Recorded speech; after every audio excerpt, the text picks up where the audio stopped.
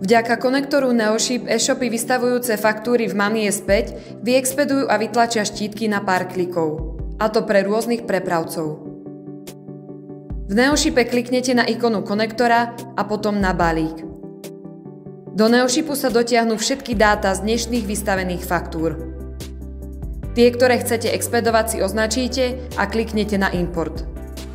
V nasledujúcom medzikroku môžete ktorýkoľvek údaj zeditovať a opäť potvrdíte tlačidlom import. Dáta sa úspešne nahrali do Neoshipu.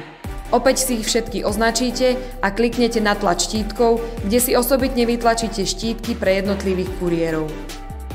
Aké ďalšie benefity môžete získať so službami Neoshipu, sa dozviete z inštruktážnych videí na našom webe. Pre viac informácií nás neváhajte kontaktovať.